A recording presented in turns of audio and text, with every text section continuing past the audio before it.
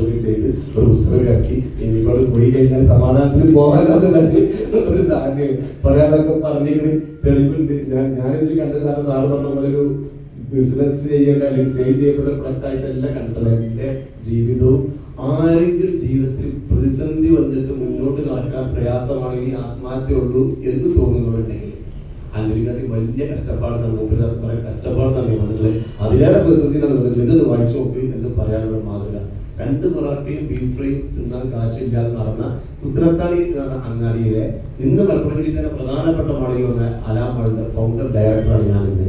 അത് ഞാൻ പത്രിയുടെ വില നേരത്തെ മാഷ് പറഞ്ഞു. വളരെ പ്രശ്നം. ഇതിന്റെ 2 ആൺകുട്ടികളോട് ഇരിക്കട്ടെ ഫുള്ള് തുല്യമാണ്. അല്ല ഐസിലെ 2 ചെക്കന്മാരുണ്ട്.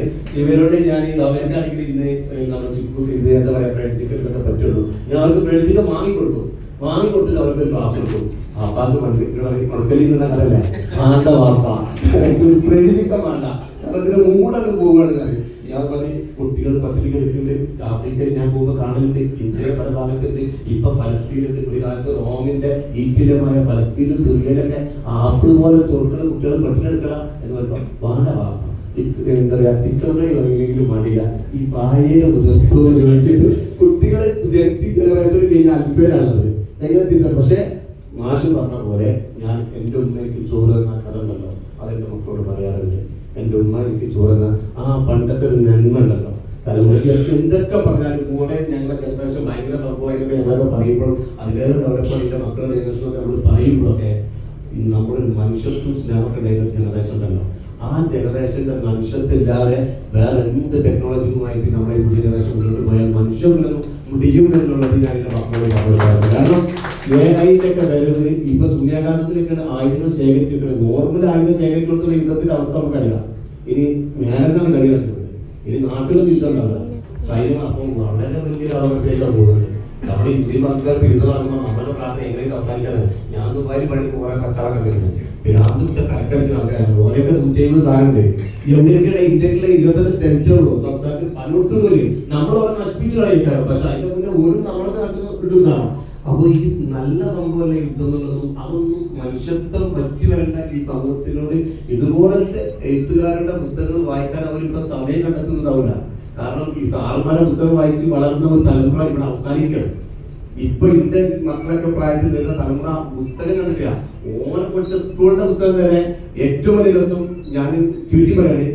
MBA കഴിഞ്ഞ 12 ആളുകളെ ഞാൻ ഇന്റർവ്യൂ ചെയ്തു എന്റെ സ്ഥാപനത്തേക്ക് വേണ്ടിയിട്ട്. എന്റെ മാനേജർമാരോട് എനിക്കുണ്ട്, അതുകൊണ്ട് പറയാം.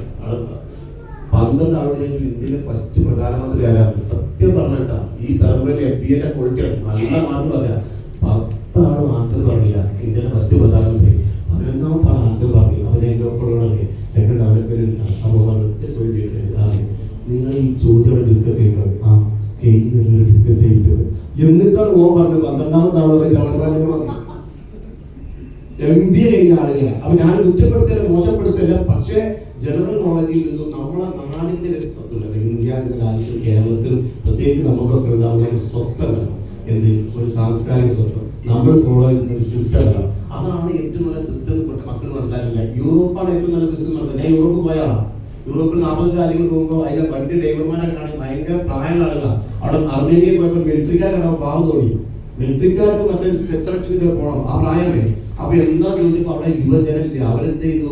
അവര് ഈ ലിവിങ് ടുഗദറും അതുപോലെ നമ്മളെ ഈ ഫാമിലി ബന്ധങ്ങളൊക്കെ മുറിച്ചു കളഞ്ഞിട്ട് കുടുംബബന്ധങ്ങളെ മുറിച്ചു കളഞ്ഞിട്ട് തോന്നിയവരെ കൂടെ ജീവിച്ചിട്ട് തലമുറയില്ലാത്ത മക്കളില്ലാതെ പുതിയ ആളുകളില്ലാതെ യുവാക്കളില്ലാതെ ബിസിനസ്സിലേക്കും കാഴ്ചപ്പാടിലേക്കും ആളില്ലാതെ തളർന്നു കിടക്കുന്ന ഒരു സാമ്രാജ്യത്തെ അവസാനിച്ച ഒരു യൂറോപ്പ് സാമ്രാജ്യത്തില് നമ്മളെ മക്കൾ ഇപ്പൊ പബ്ബുകളും ഡാൻസ് ബാറുകളും എല്ലാം ആയിട്ട് ഫോളോ ചെയ്യാൻ പോണത്. അവർ ഫോളോ ചെയ്യുന്നത് ഒരു പട്ടികയെ കുറിച്ച് 2 വയസ്സായ ആൾക്കുണ്ടാവും യൂറോപ്പിന്റെ എല്ലാ ബാക്കി സ്ട്രീറ്റിലും.